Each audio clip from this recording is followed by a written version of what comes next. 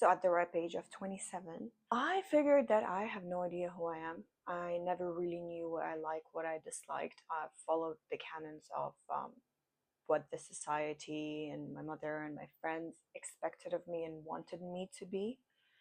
And I realized I'm so unfulfilled. The trick was, I also did not know what I wanted and who I was generally. Also, something I've noticed that a lot of these things online where they tell you, hey, like, you do this test to figure yourself out, were a little too complicated for a person who knows absolutely nothing about themselves. Like, the tests were good, they were just like right here, and I was starting from right here. So it felt like I wasn't really sure what's going on, basically. For example, one of the exercises that was popular, write out your ideal day, or imagine what your ideal day would be like. I would sit for hours trying to figure out what my ideal day would be like. And I did not know. I had no answer to it. What did actually start stirring things in me is something unconventional, I would say. So I really want to share these tips with you today because they really did help me. And I hope they help you too. First one is tarot deck. I'm not using it for predictions. I'm not telling you to do that. You can if you want, but I'm not suggesting that. You can go to ChatGPT, ask any question, pull out 3 cards, or how many ever. You can pull 1 card, you can pull 3 cards. Not really the point. And then you can ask ChatGPT to explain based on which cards you pulled out. You can actually go to an actual person who can read tarot for you.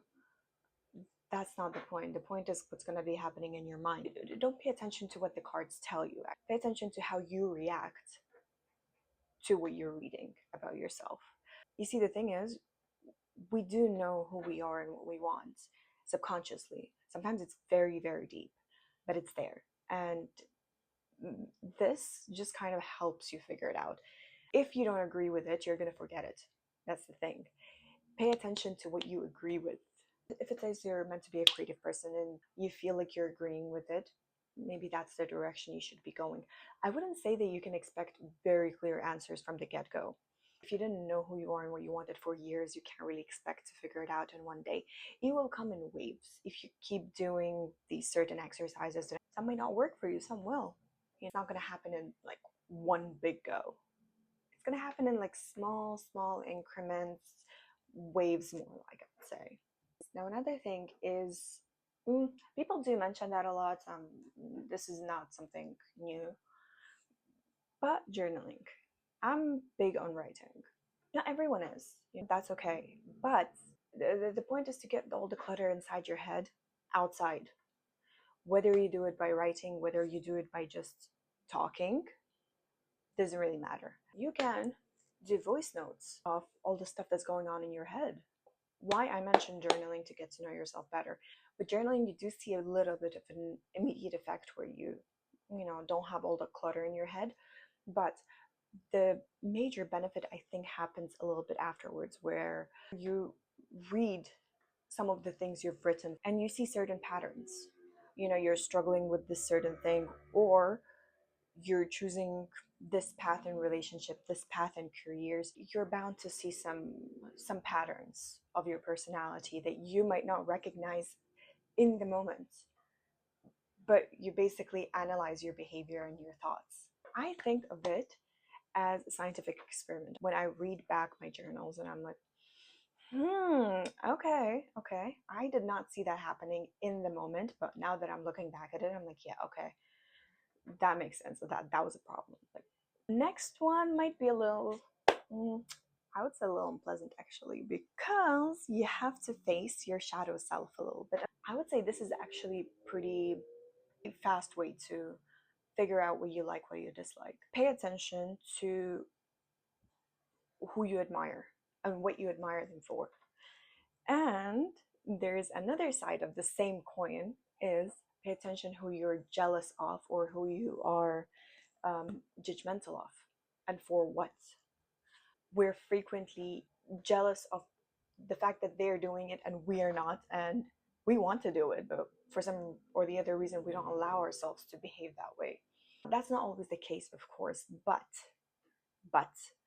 in a lot of times it is. That's when it's really helpful to figure out, hey, I actually want to be this thing, or I actually want to do this thing, but certain subconscious belief is not allowing me to. Whether you choose to act that way or not is really up to you, but you at least now recognize and are aware that it's there. For this one, you need to have enough self awareness, for sure.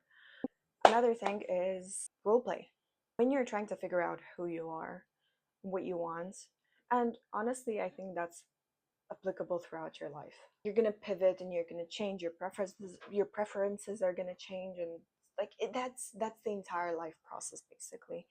I wouldn't say that you figure out who you want to be right now and that's just gonna be you for the entire life. That's actually not really a good thing. You're meant to change. Basically, do something that you have not done before. Like, you have a certain identity in your head of yourself. Try a different identity, like you're trying clothes. For example, go to a mall, pick an outfit that you would like never wear outside. Try it on. You don't have to buy it, but just like see how you feel in it. If you think of yourself as a non-creative, try watercolor painting. Try sketching something. The point is not to be good at these things. The point is to see how you feel. You have to be aware of how you feel when you're trying on these roles. Are you comfortable? Is this bringing you joy? Is this like I wouldn't want to do that again.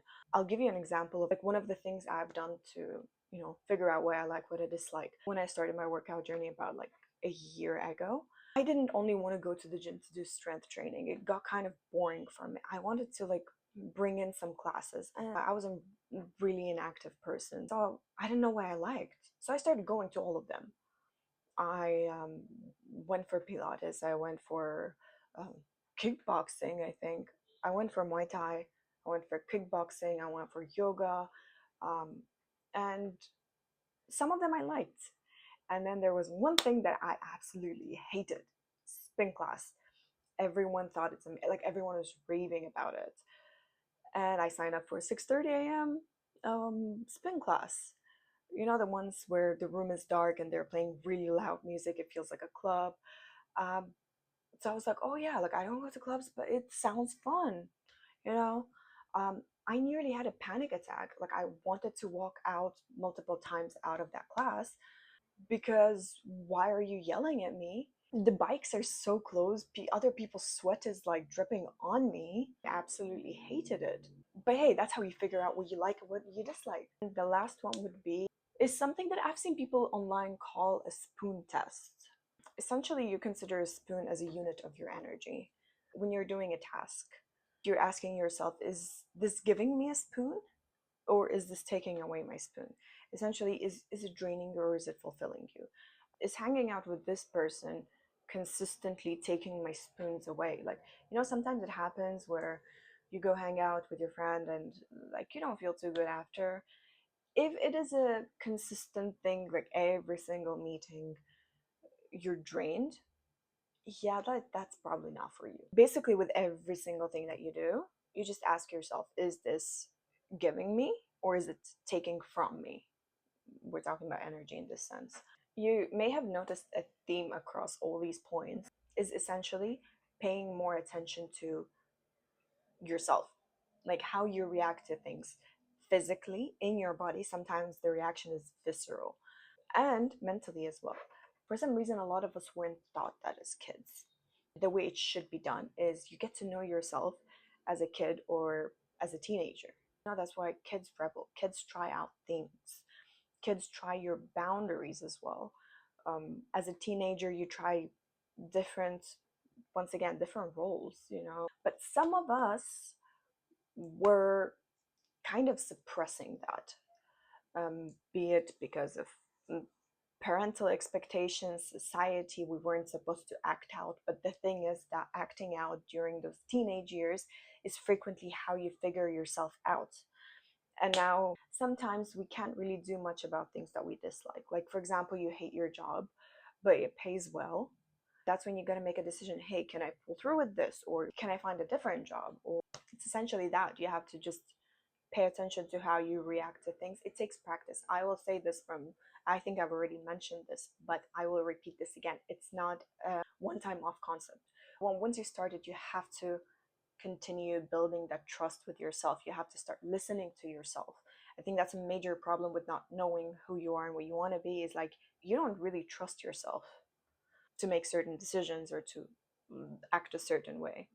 A big part of figuring out yourself is also learning to trust yourself, learning to trust your instincts. It takes time. It's not going to be a one off thing. It's not going to happen like you journal for one day and you're like, I figured out what I want in life. For me, it took about a year of consistent work to get to the point where I'm like, okay, yeah, I know what I want. It might not be conventional, and that's also a part what could be stopping you. That something that you want is not really the societal norm. Honestly, when it comes to this, it's also kind of a two step forward, one step back kind of situation. You figure out what you want, and then you have a period where you're like, is this really what I want again? And it's a cycle, you know, and each cycle gets you closer and closer to figuring out, like, hey, yeah, this is what I want. Love to hear down in the comments if you have some tips and tricks on figuring out what you want in life. I mean, we're still always a work in progress, so I'd love to hear some of your exercises possibly. And till the next video. Bye bye.